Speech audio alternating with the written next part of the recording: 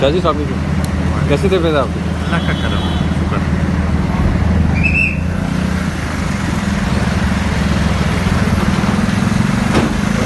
नजर आया शाजी साहब ने कैसे थे पैदा आपके? अल्लाह का करम शुक्र।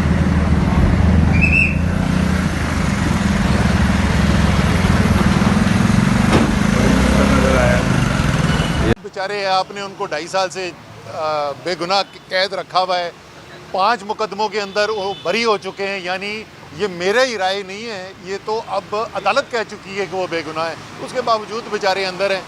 तो उनसे हाल वाली पूछ रहे हैं और क्या पूछें उनसे बेचारे से। तो पूछ रहा था उनकी जो आज से कोई 2-3 महीने पहले सर्जरी हुई थी उसके बारे में पूछ रहा था। अल्हम्दुलिल्लाह बेहतर लग रहे हैं। अच्छा सर, ये बता दें कि सुहेल अफरीदी साहब जो KPK के वज़ीर, उन्होंने पंजाब का भी दौरा किया, उसके बाद जो है उन्होंने कराची का भी दौरा किया। तो क्या सबसे पंजाब में उनके साथ जो रवैया, उसके बाद जो सिंध में उनके साथ जो रवैया, इस वाले साथ क्या थे? देखें, मेरे ख्याल में काफ़ी हद तक पीपल्स पार्टी ने ये साबित किया कि वो एक सियासी पार्टी है और मुस्लिम लीग नून जो अब बच गई है उसने साबित किया कि अब उनका सियासत से कोई ताल्लुक़ नहीं है। पीपल्स पार्टी, शायद यही वजह है कि पीपल्स पार्टी फिर भी कम से कम अंदरून सिंध में सीटें जीत के आई हुई है और पंजाब की हुकूमत जो है वो फॉर्म 47 के ऊपर बेचारी गुजारा करती है। तो एतमाद का भी फ़र्क है दोनों के अंदर। इस तरफ एतमाद का फुकतान है, खौफ ज़्यादा है, डर लगता है बंदे निकल गए तो पता नहीं क्या हो जाएगा, क्योंकि वोट नहीं लिया हुआ ना। अगर अवाम का वोट लिया होता तो इतनी परेशानी ना हो। तो वो फ़र्क आपको नज़र आ रहा था और वो भी आपने देखा कि जिस तरीके से अवाम, जहाँ मौका मिला जिस तरीके से अवाम निकली है। और ज़ाहिर है वो सुहेल अफरीदी के लिए नहीं, वो तो इमरान खान के लिए निकले हुए थे। अच्छा सर, आप लोग बाकी वहीं पर हैं, बांग्लादेश में भी आपने देखा है उसके बाद अब ईरान में पहुँचे आप, क्या इस सूरत हाल को किस तरह देखते हैं? देखिए, ईरान की सूरत हाल जो है वो इंतहाई ख़तरनाक, तशवीशनाक सूरत हाल है। पहले भी, आज से चंद महीने पहले इसराइल ने बराह रास्त हमला किया, उसके बाद अमेरिका ने भी हमला किया था और उस वक़्त भी पाकिस्तान ने बहुत अच्छा किरदार अदा किया था और ईरान के सदर ने पाकिस्तान का शुक्रिया अदा किया। बल्कि बड़े ही खूबसूरत अल्फाज उन्होंने कहा कि जब तक मैं ज़िंदा हूँ मैं नहीं भूलूँगा कि किस तरीके से पाकिस्तान ने मदद की हमारी इस जंग के दौरान।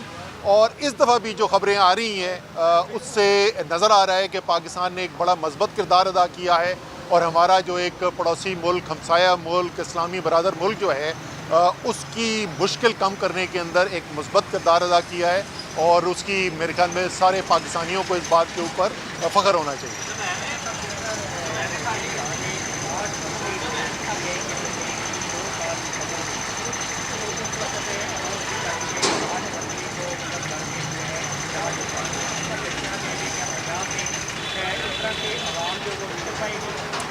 देखिए जी, पहली बात तो ये है कि 2 साल हो जाएंगे उनके जो इलेक्शन मैंडेट उनका चुराया गया, उसमें तो कोई शक ही नहीं है ना कि इस वक्त अगर अवाम ने जो वोट डाला था उसके मुताबिक इस वक्त हुकूमतें बनी होती तो पंजाब में और वफाक में दोनों में इस वक्त तहरीक इंसाफ की हुकूमत होती।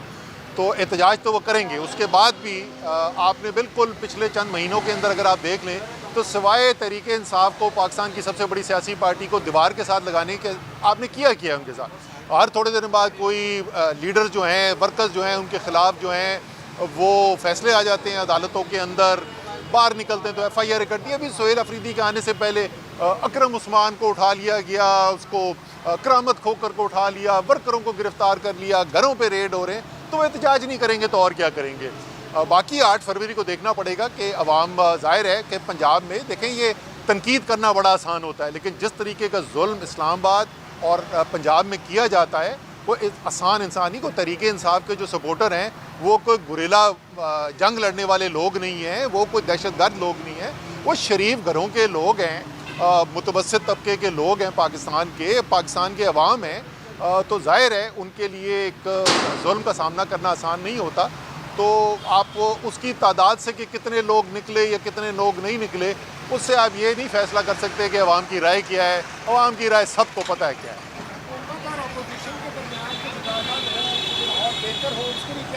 बिल्कुल होना चाहिए। पाकिस्तान को एक नए मिसाक जमहूरियत की ज़रूरत है। आपको पता है मैंने पिछले साल फरवरी में एक मजमून लिखा था, न्यूज़ अखबार के अंदर वो छपा था, और उसमें मैंने ये कहा था कि पाकिस्तान को एक नए मिसाक जमहूरियत की ज़रूरत है।